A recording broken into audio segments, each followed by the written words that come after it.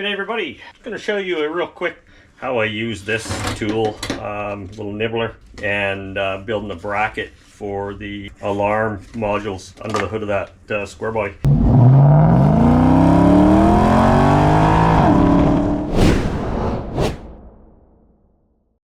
So cutting steel plate is always a pain. I picked this up for a crazy cheap amount of money off of good old Amazon. You know, it's been sitting on the shelf for months, and then today I was like, oh, I gotta cut some stuff, and I tried it, and holy crap, it worked really well actually. So basically what I've done here is I've just traced this all out. I'm going to use the straight cutting. I'll finish it on my, I got a big 12-inch bench sander, so I'll use that. So I'm just going to rough cut this shape out. I'm not going to rough cut this edge because after I do my bends here, I'll put the straight guide on that, and I'll follow the ledge. Once it's done, this ledge, it'll follow along there, and it'll cut this edge really nice. I already did a test on it, and I was blown away at how well it worked. All right, so this is the straight edge.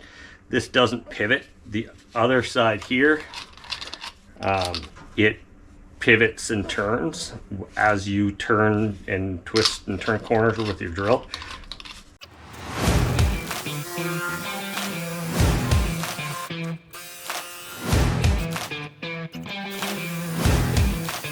A little more practice, I'll be able to straighten that out. What I'll do is I'll take that out, put it in the vise, and I'll try to get a little closer.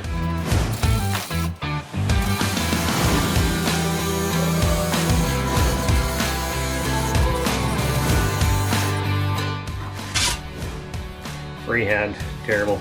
That's a terrible example of how to use that tool.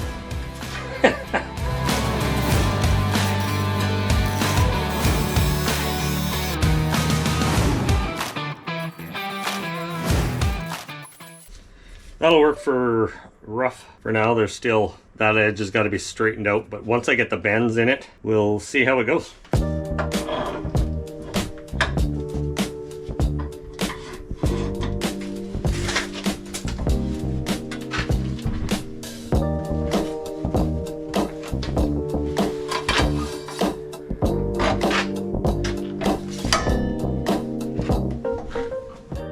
So what I've done, I've taken this, that's the other end, flip that around so we can put it on the straight side.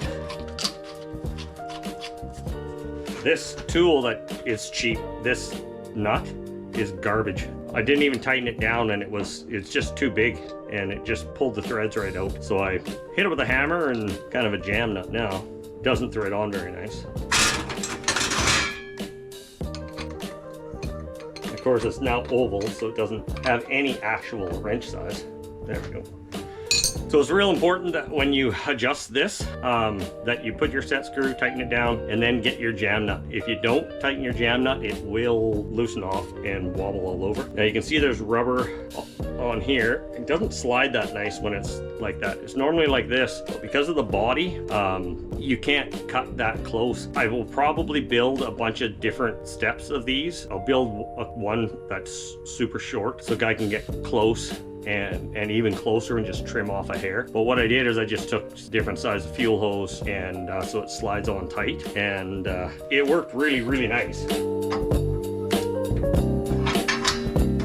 The nice thing about having a big 8-inch vise, take a little bit of spray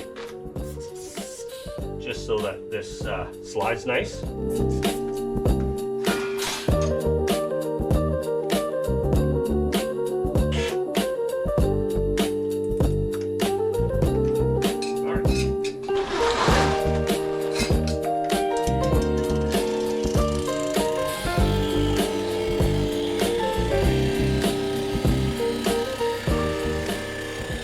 So there we have it. So that's not bad. Aside from there's a little dip there, and there's a little peak there where it came off. I found with it in the vise, if that's the side you're clamped on, you don't get those little start stops. So then with the corners, of course, I toss it back in the vise, and I always will round over all my corners. It just gives you a nice finished professional look. The other thing, when you're reaching in to pull another wire that you forgot or something, you're not snagging the back of your hand on a sharp metal corner. So here's a couple of the modules that are getting put on there. You can see that is just an auxiliary fuse panel. I don't like to load up a factory fuse panel too heavy with aftermarket stuff. This square body has BMW seats in it, stereo, and a bunch of other stuff. So I'll run its own dedicated circuits. Here's a construction paper template. I always like to start with that, and I'll draw out exact scales of every piece, and I'll take a couple heavy magnets, stick it to my raw metal, and trace it out. You can see all the holes are already pre-marked and everything. Those are all exact centers of everything. So while I'm marking it out, I'll use the holes that are already all measured, and I'll center punch those just to make it easier for lineup. Actually, here's a shot of one of my favorite new tools. I've been using Nutserts for years, picked up this Astra, and you can see it's attached to the 90-degree Milwaukee adapter. That way I can get up and into where I need to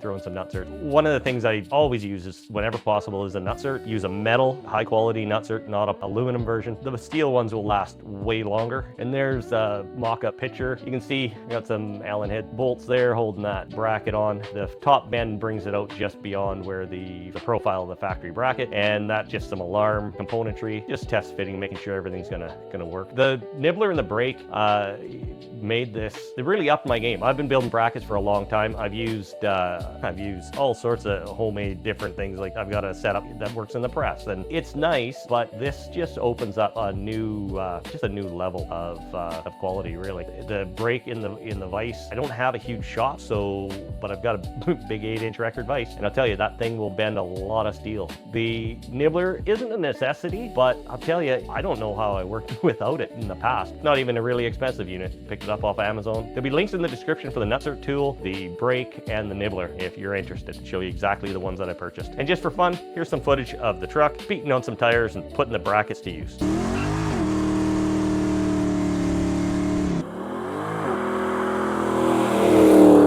If you like what you saw, please hit the like and subscribe.